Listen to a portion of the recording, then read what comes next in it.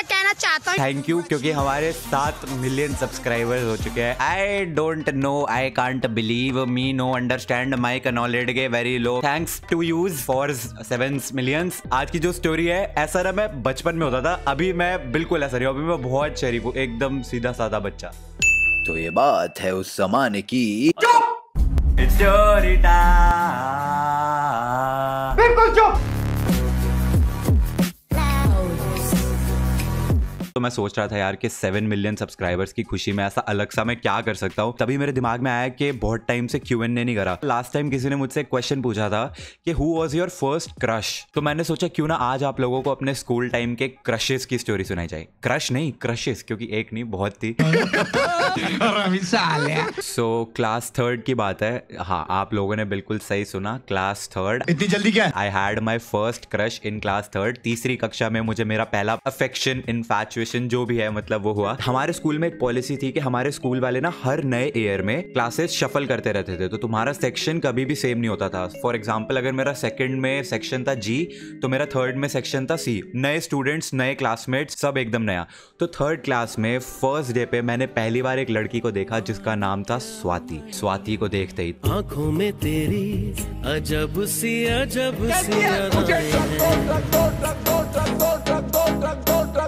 प्यार व्यार काहे का प्यार व्यार, बस ऐसा था कि वो मेरी पहली क्रश थी।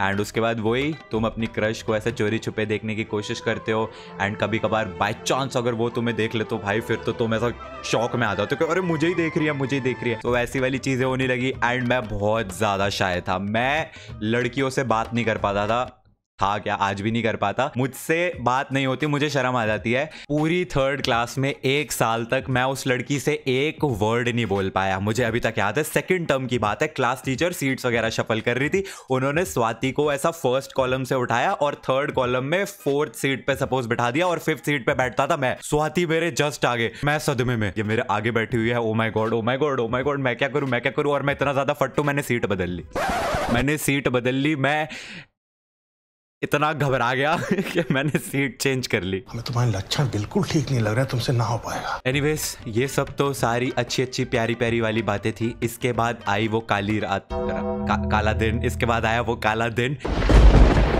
वो मनहूस दिन आज तक याद है मुझे।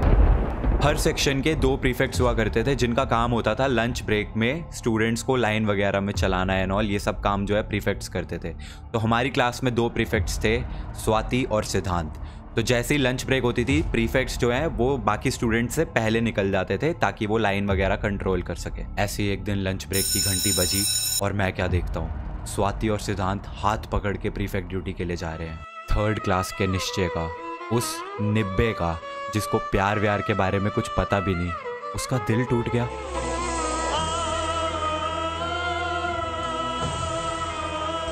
वो रात अपन 2 बजे तक पिया। उस दिन के बाद हर रोज जब भी लंच ब्रेक की घंटी बजती, स्वाति और सिद्धांत उठते और हाथ पकड़ के खुशी खुशी टहलते टहलते जाते, और उस नज़ारे को देख के उस निब्बे का, उस थर्ड क्लास के निश्चय का दिल रोज टूटता। सपना टूटा है तो दिल कभी जलता है, हाँ थोड़ा दर्द हुआ पर चलता है। फिर क्या हुआ? फिर क्या? क्लास 3 खत्म हुई, क्लास 4 शुरू हो गई, बैचेस सारे शफल हो गए, नए नए चेहरे अपनी क्लास में, और अब अपना क्रश ईशा हो गई।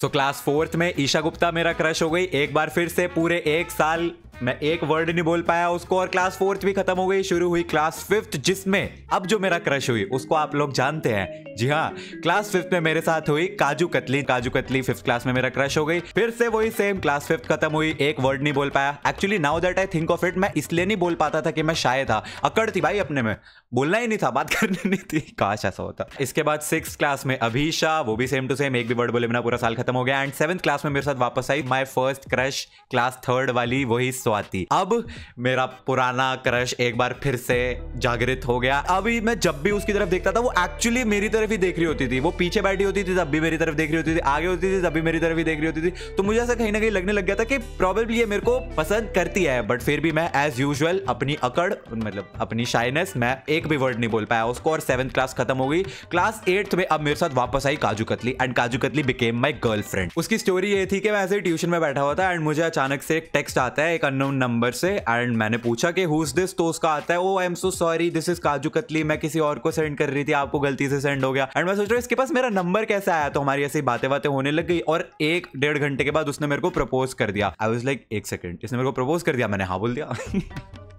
मतलब आई लाइक्ड हर, लेकिन मैं बोल नहीं पाता था उसको। उसने बोल दिया, उसने कर दिया प्रपोज। अगले दिन स्कूल में स्वाति की बेस्ट फ्रेंड मुझे आके बताती है कि स्वाति बहुत परेशान है। एंड मैं सोच रहा हूँ स्वाति क्यों परेशान है। एंड उसने मेरे को बताया बिकॉज तूने काजू कतली को हाँ बोल दिया इसलिए वो परेशान है क्योंकि वो तुझे लाइक करती थी। एंड आई वाज लाइक एक सेकंड, ये क्या हो रहा है?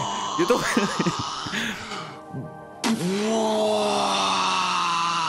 थर्ड क्लास वाला सीन नहीं हो गया जब वो सिद्धांत का हाथ पकड़ के जाती थी लंच ब्रेक में और उसको देख के मैं रोता था, मन ही मन में टूट जाता था। नहीं ऐसा कुछ नहीं होता था, बट अब वो सेम चीज हो गई है 8th क्लास में, रोल्स रिवर्स्ड।